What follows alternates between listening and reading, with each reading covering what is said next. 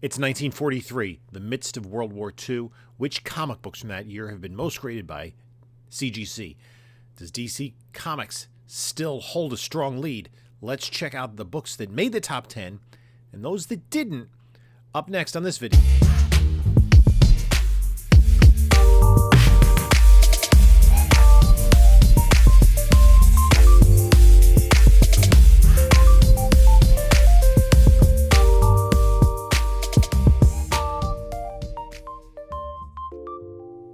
Hello, panelologists. This is Jim from Bronzeville Comics coming to you with another video. Before we get started, please like, comment, and subscribe. Click the notification bell. Check out the description of this video for links to my eBay store, my whatnot, my email, and my Instagram. And we're going to get into it. I've been doing this weekly list. This is, I think, the 10th installment now.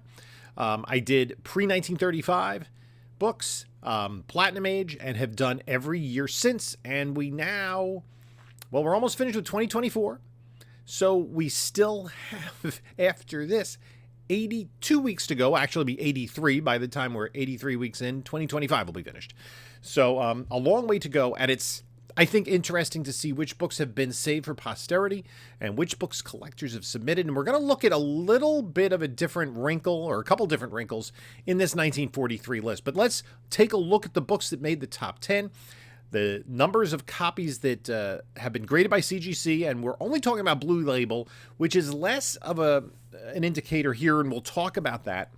And then we're going to talk about a bunch of other keys that didn't make the list. A lot fewer first appearances in 1943 than there were in 40, 41, and 42, as most of the superheroes have already appeared.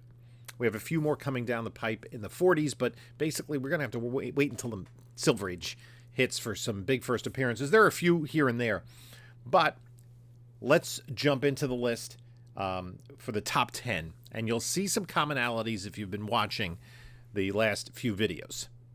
We're going to start at number 10 on the list, and number 10 on the list is Superman number 25. Now, you may remember, 1940 and 41, 9 of the top 10 books were Superman or Batman. One was World's Fair / World's Finest.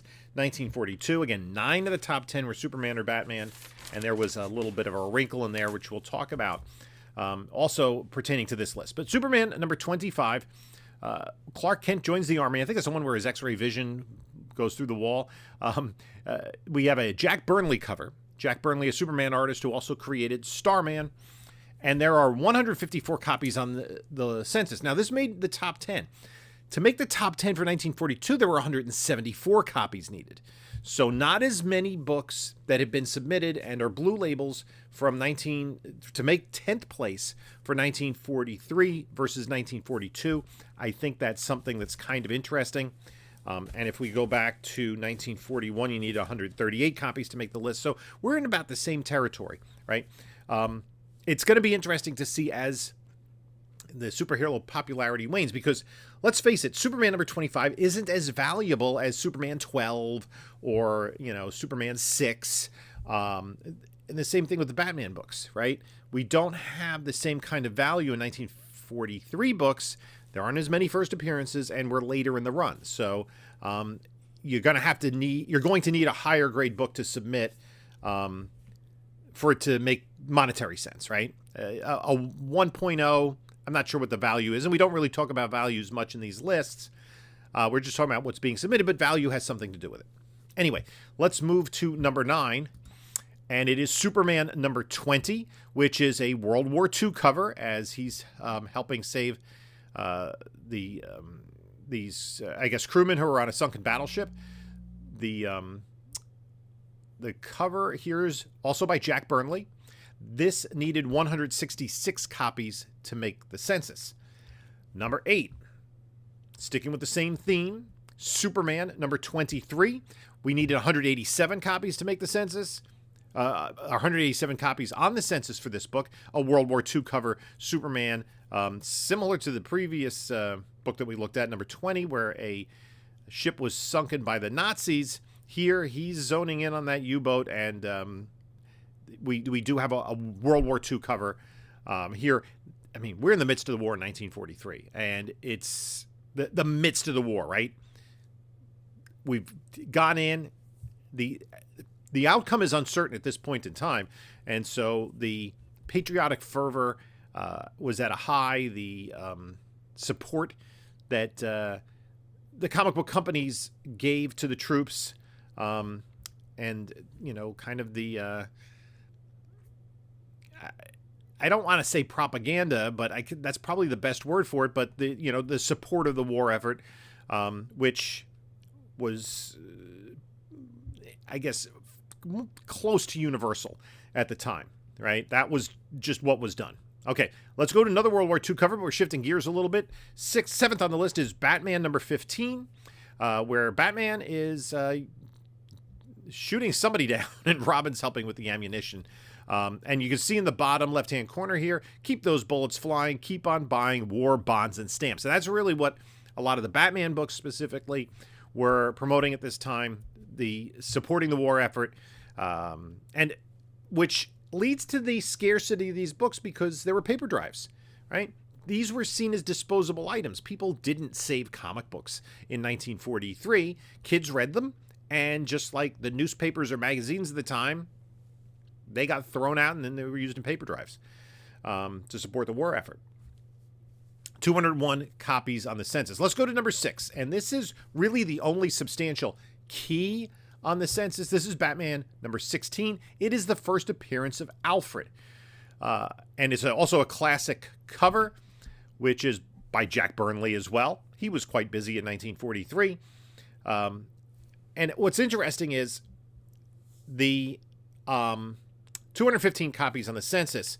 The average grade here is a little bit lower than some of the other ones. The average grade is 4.12. Now, I just want to I talk about that because we're going to come back to that idea later in the list, right? The average grade is 4.12, which is not terribly high. It's higher than, books from the earlier but this is the lowest in the top 10, right? And the next lowest in the top 10 is 4.65. 5 of the books in the top 10 have average grades above 5. So this is almost a point lower than some of the other books in the top 10, more than a point lower than some of the others. And that's because the key of first appearance of Alfred will cause more people to have it graded in lower grades. There are 20.5s on the census. None of the other books in the top 10 have more than 10. And actually, as I scroll down, there is one book that has 11.5s, and that's it. It is a book that didn't quite make the top 10, but we will talk about that. We will visit it later. So that's significant in terms of what people are submitting because of the significance of the book, right? The other books in the top 10, it didn't really make sense for a 0.5, right, monetarily. And, this is one more collectors are going to jump into. Now, let's go to and there were 215 copies on the census of Batman 16. 5th on the list is Batman 14, this penguin cover where Batman and Robin are turning the page and finding the penguin. This is a motif we would see later. Jerry Robinson cover here. 228 copies on the census. So that is number 5 on the list. Number 4 on the list is Superman number 24, this patriotic cover by Jack Burnley. Again, that patriotic theme, Metropolis looking like a utopia in the background, looking like Metropolis of Fritz Lang almost, and very stylized in Art Deco. This is, I point this out, it's significant in that this has the most restored copies on the census. There are 232 blue labels and 35 purple labels, right? You compare that to books from just a couple of years earlier, big key books, if we go back to 1941, Captain America Comics 1 has 91 restored copies on the census. And you go back to the keys, Batman 1 has 154 restored copies on the census. Right? Superman 1 has 104. Detective 27 has only 40, but there's only 37 blue labels, or more restored than blue labels. Right? Action Comics has one has 36 on the census. So fewer restored copies, especially in relation to the number of blue labels for these books, because unlike those huge keys, so the big first appearances, the mega grails, it's less likely that people were going to restore them over time, right? You didn't really need to make a Superman 24 look that much better, and this might have more restored copies just because of the black in the cover. That was very tempting to touch up back in the day, especially in the days before CGC and before purple labels, right? It was not an uncommon practice for collectors, kids, to color touch this book, or any of their books, right? And it wasn't, and it also dealers would do that to try to enhance the visual appeal of the book and enhance the sale of the book. So, but only 35 copies that are restored compared to 232 that are blue label. Let's look at number 3 on the list. And this is Batman number 17. Again, a patriotic World War II cover. It says Jerry Robinson cover and art, even though Bob Kane signed it. Jerry Robinson did the cover of this one. Another War Bonds cover, 234 on the census. If we go to number 2, it's Batman 19. That actually it lists all the stories. This is kind of a weird one, right? It says 4 big Batman and Robin action stories, and it gives the titles for all 4 of them. There are 249 copies of this on the census, a Dick Sprang cover. And the number 1 book on the census for 1943, the one that has the most universal blue labels, is Batman number 18. A classic cover, I would say, with Hitler, Hirohito, and Mussolini, kind of in comical depictions. This cover by Stan Kay, and it's another War Bonds cover, right? There are 279 of this on the census. I would have to believe for collectors it's a little more sought after because of the World War II themes. Now, again, Superman and Batman ruling the roost. All top 10 are Superman and Batman. And I've said this before. It's Superman and Batman. It's not action. It's not detective. It's not any other company. It's all Superman and Batman in the top 10. I haven't done the research for subsequent years. And I'm going to be interested to see when that might change. Certainly at a certain point in time, by the late 40s, even though Superman and Batman were probably the most popular titles, there's going to be a certain point in time where people aren't submitting as many of them because, let's face it, issue number, 50 isn't as expensive as issue number 18. So I'm interested to see how that changes over time. Let's see when we can finally get something other than Superman and Batman in the top 10. Let's look at books that didn't quite make the top 10. And we're going to start at number 11, which is, I alluded to this earlier. This was the book that broke into the top 10 in 1942. It was issue number 11 of this title. And at 11th place is issue number 12 of Mighty Midget Comics from Fawcett. Again, there's an asterisk with this because the CGC census includes, I think there were 7 different covers. The notes say Balbo, Bullet Man, Commando Yank, Phantom Eagle, Lance O'Casey, Minuteman, and Mr. Scarlet and Pinky covers exist. Right, so they lump them all into the census as one. There must have been a bunch of file copies, a warehouse find of these midget comics. They were meant to be glued to the front of just a standard comic. They were freebies, and the I think I have this Mr. Scarlet. I believe these are black and white interiors. I think I do have this Mr. Scarlet one.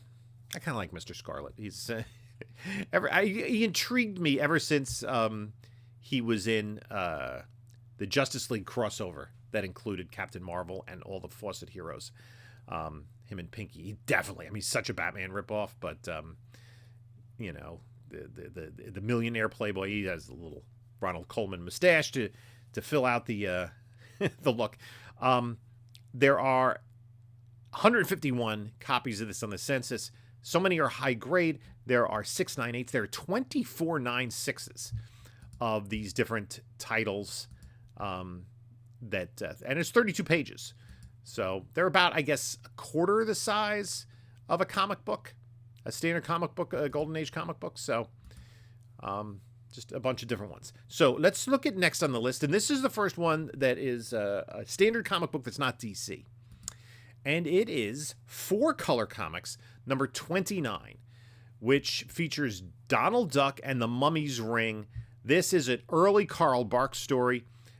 Carl Barks is the duck artist and very sought after by collectors. He created these Donald Duck adventure stories, which are, I think, for a lot of fans, more intriguing than just your basic funny animal stories of the time. Carl Barks is much revered. 119 copies of this on the Census, and that is the most of any book that is not Marvel or DC. I'm sorry, that is any book that is not DC or Fawcett, the Mighty Midgets. And the Mighty Midgets, again, they get that asterisk because it's actually 6 different books, all just our Mighty Midget Comics number 12. Now, I said no action, no detective.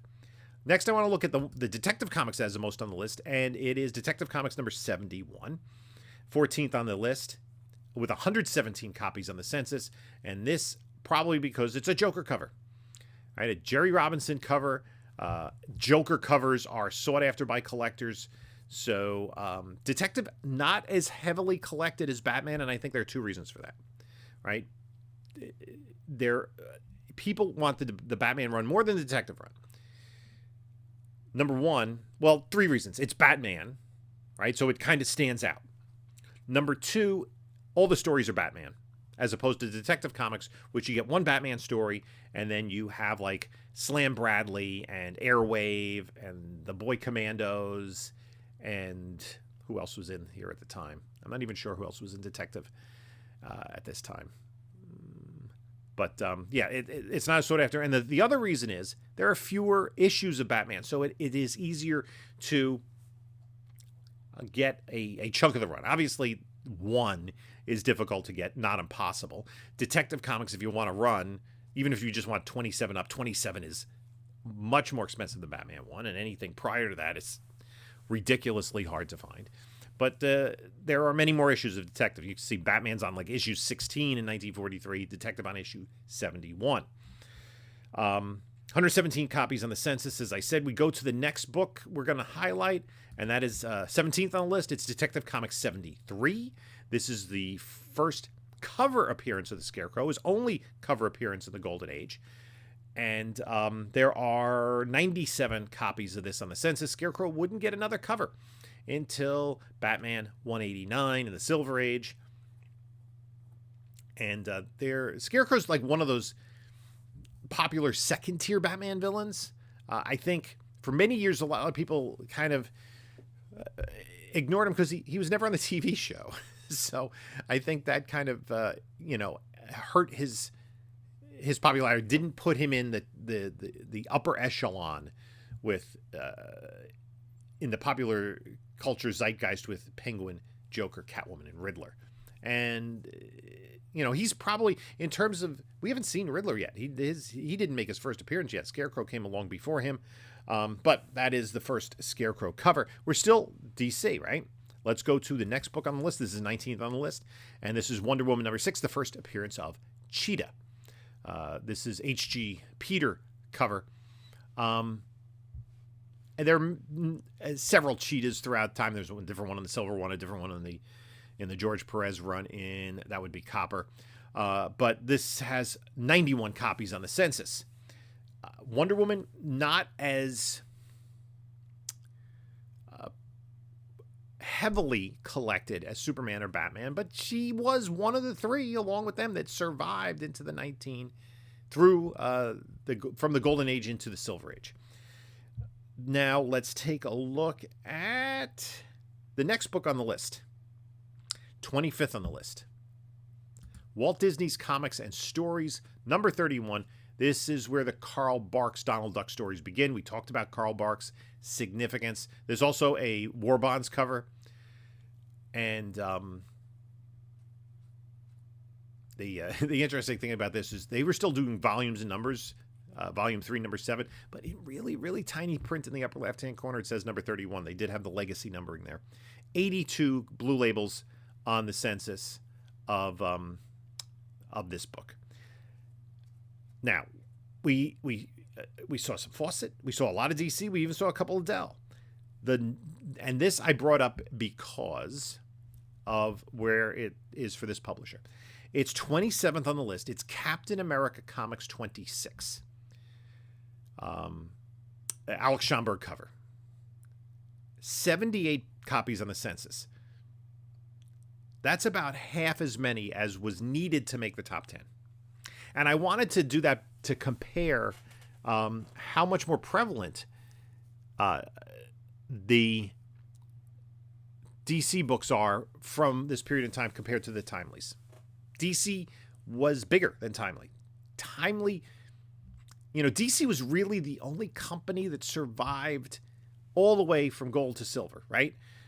Most of the other companies went away in the early to mid 1950s. Fawcett was sued out of existence by DC. Quality Comics was bought by DC. Most of the others that were publishing superheroes, obviously Dell survived, were publishing superheroes, changed course. And even then, they didn't really survive past the mid-50s. DC kept when they reintroduced them in the 70s, the Quality and Fawcett heroes alive. But Timely had its downturn as well. It became Atlas, and then it finally was rebooted as Marvel, and Stan Lee had been working for the company the entire time, and I think he was the conduit that brought Captain America back, reused the Human Torch, brought Submariner back, and also Timely really had those three main characters, right?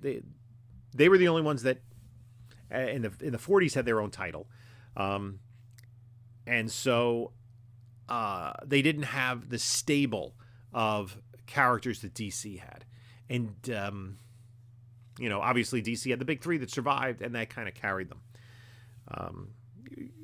And I think DC also had Superman and Batman had a much bigger image at the time, a much bigger footprint in pop culture than the Marvel characters did.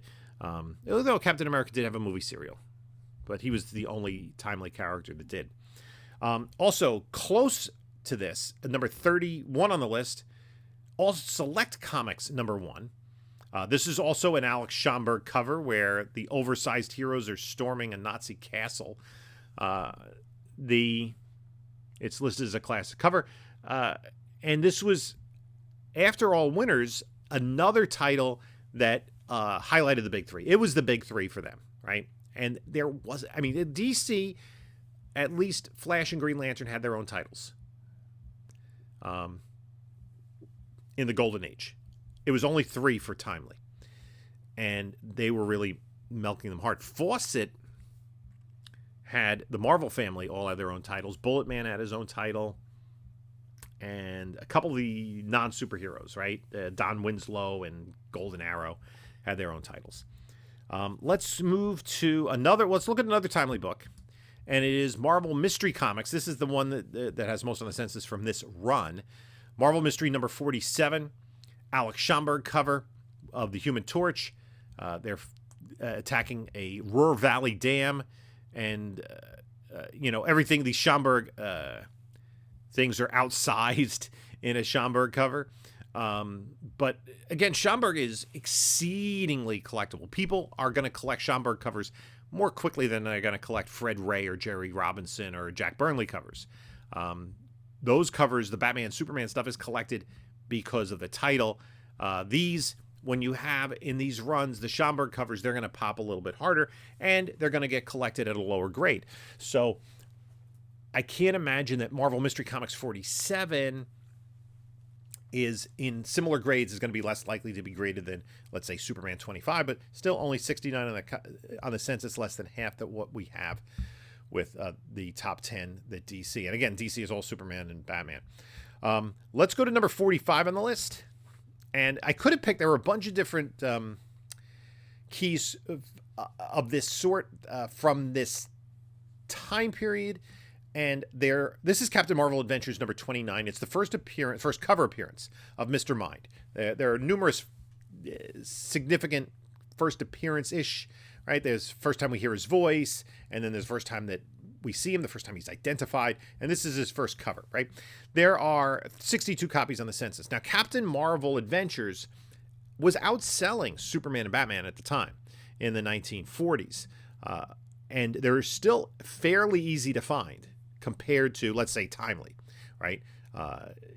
Raw, you can find a Captain Marvel Adventures Raw a lot easier than a Timely Raw.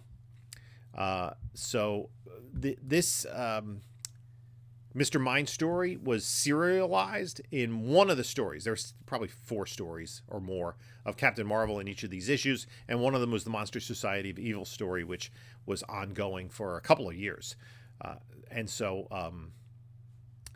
The cover here has I'm assuming that is a Japanese general whose racial depiction is only somewhat offensive.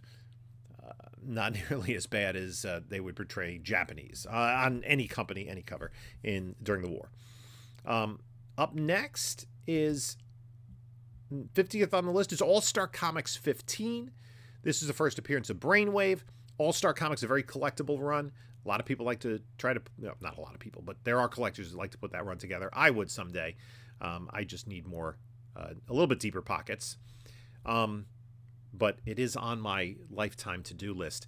And there are some minor keys of the first villain appearances for the Justice Society. And, these DC, it's helped. And that's why I am a fan. I'm a fan of these characters because I read about them in the DC Comics in the early mid-1970s. I didn't have that opportunity to do for some other publishers that don't exist anymore. I did read quality reprints and read Fawcett reprints because DC had gotten the rights to those. So 59 copies of this on the Census. Let's go next. We're going to switch gears to another publisher. And this is Plastic Man. The first issue of Plastic Man. It didn't have a number, but it is number 1. The title ran for 64 issues until 1956. And covered by Jack Cole, this classic skull cover, but it is Plastic Man number 1. And again, Plastic Man is a character that has remained in publication by DC. He had a Saturday morning TV series in I think it was early 1980s. He's been in animated form, and I'm pretty sure eventually we're going to get him in live action. Just a matter of time. 54 copies of this on the Census, and that is the first appearance, or the first issue of Plastic Man. His first appearance was earlier in Police Comics 1. 84th on the list, Green Lantern number 10, the first appearance of Vandal Savage, a great cover of him. This cover is by Erwin Hassan. 51 Blue Label copies on the Census. Vandal Savage, used by DC a lot. He is an immortal. Was born as a Neanderthal, and a radiated meteor gave him immortality. And he was used in the Golden Age in All-Star Comics as a villain for the Justice Society, including the Injustice Society member. So he's been used a lot by DC over the years. Let's go to another Schomburg cover. And this is 90th on the list, Marvel Mystery Comics 46, a bondage cover with a kind of gremlin-looking Hitler here. 48 copies of this, only 48 on the Census, which leads me to believe this is a hard book to find.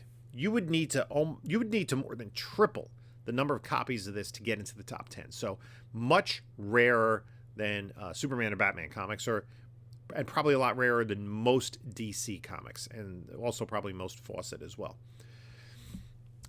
And I did pick this out because I was also started to look at the average, and I talked about it with the first Alfred, the average grade, the mean grade.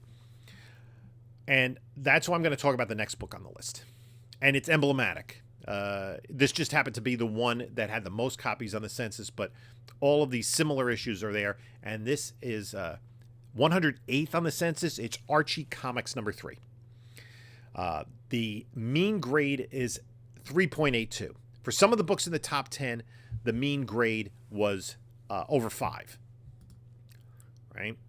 And, by comparison, right, I pull the Marvel Mystery Comics. Marvel Mystery Comics is 4, has an average grade of 4.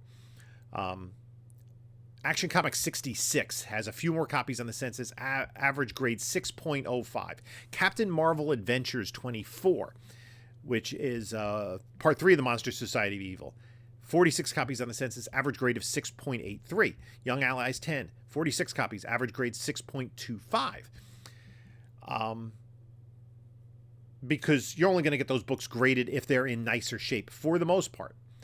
But Archie is hard to find. And Archie collectors will be a little more forgiving. The highest grade on the census for this particular book is an 8. And the most common, because there's so few, is a 2.5. They're 8 2.5s. And again, I picked this out because it is such an uncommon book.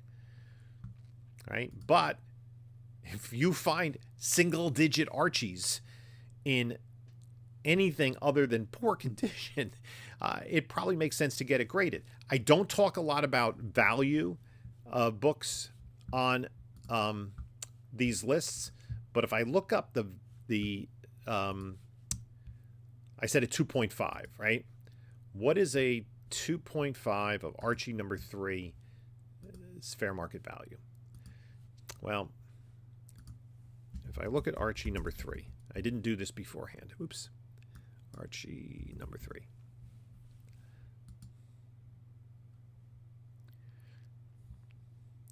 All right. The last sale of a 2.5 was in June for $1,238. A 1.0 sold in 2020 for $318. So again, if you got this past poor, last year a 2.0 sold for $1,250, right? If this is complete with the spine intact and the cover attached, you're talking $1,000 book for an early Archie. Now, if we compare that to, let's say, Green Lantern 10, which is a key, the first Vandal Savage, right? If we compare that, it's similar. Yeah, I guess it is similar in price. What about Superman 25, which there are plenty. There are many more of. Superman number 25, which has, compared to the Archies, almost 4 times as many copies in the census. Right? For it to be $1,000 book, you probably need a 7. That's the difference. And it's a supply and demand issue, right? I can find copies of Superman 25. Good luck finding an Archie number 3. Right? It just, is much harder to find. If I look at Superman 25,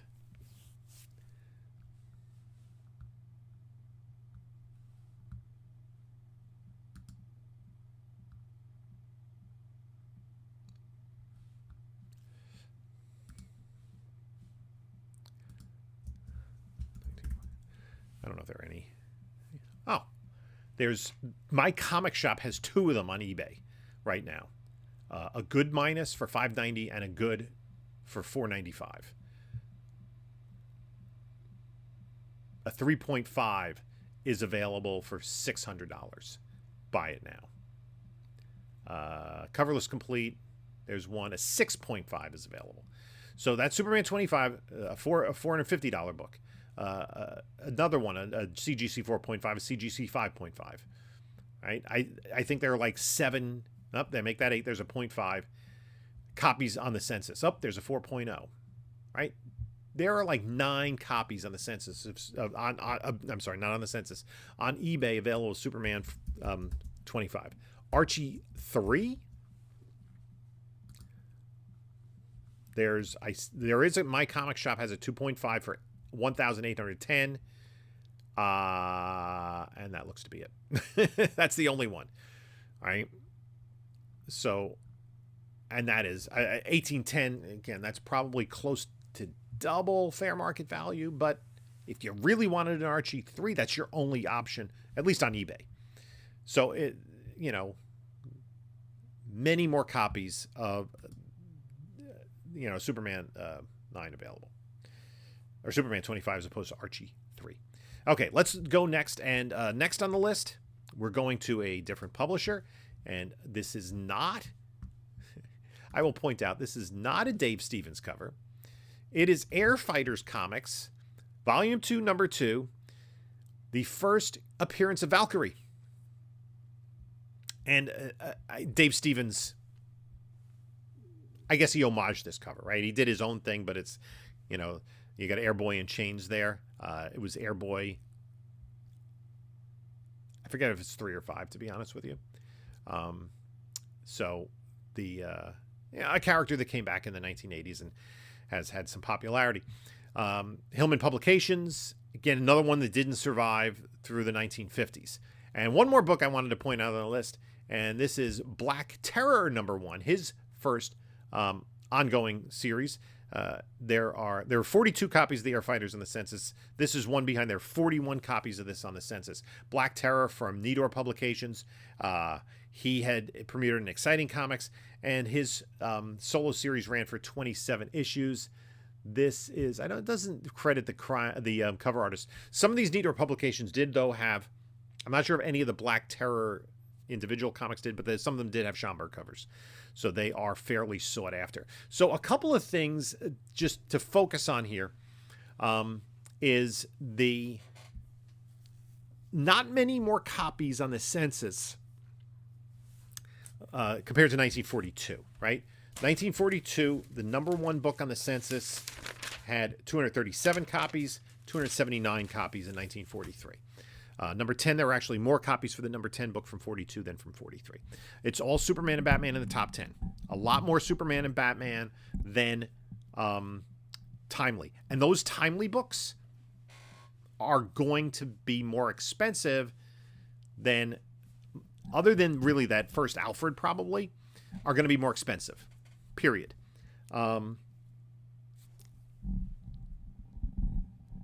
Timely, less than half of them, much less than half the number of DC books available on the Census. And Archie, which is still collectible. I mean, Archie's one of the characters that survived, right? Basically, who survived from, other than, it was Superman, Batman, Wonder Woman as lead characters. Superboy had his own title. Green Arrow and Aquaman were backups all the way through, but they survived on their own, right? From all the way from the Golden Age. Who else survived? Archie survived. Mickey Mouse and the Walt Disney characters survived. Not so much because of the comic books. The Looney Tunes characters survived. Right? They still got published. I think that's about it. Maybe some of the others, because most of the other, they were later Golden Age. Your Richie Riches and your Caspers from Harvey. Some of those other characters, but they really, I don't think there are new books coming out of those, right? So Archie is one of the biggies. Archie is one of the legends of comic books, and there are collectors that seek it out. They're harder to find, and they're more expensive. So, and there are fewer restored books is another lesson we learned from 1943. What do you think? Do you think anything is going to break into the list in 1944 to oust Superman and Batman? Are there going to be enough copies? I think it's not so much. What are the other key issues that are coming up that I don't know? It's going to be fun to explore. I hope you're having fun with this list. I think the people who watch it are. I just wish more people would. So give it some thumbs up and help the algorithm. Leave a comment below if you're enjoying this series and what you think, and without doing the research yourself. The research in this is fairly easy. I go to CGC data, com. Just type in the year and it gives me the whole list, right? It's something that anybody can do. It's a free site. There's no secret to it. But I think just providing the context, putting it all together and presenting it is just kind of fun exercise. And, you know, I think, you know, hopefully you are enjoying it. I did get a little long-winded here, but it's because I like talking about comic books. And I guess some of you like listening to me talk about comic books. Again, let me know what you think in the comments below. You can take a look at a couple of my other videos here. And this is Jim saying until next time, enjoy your comics.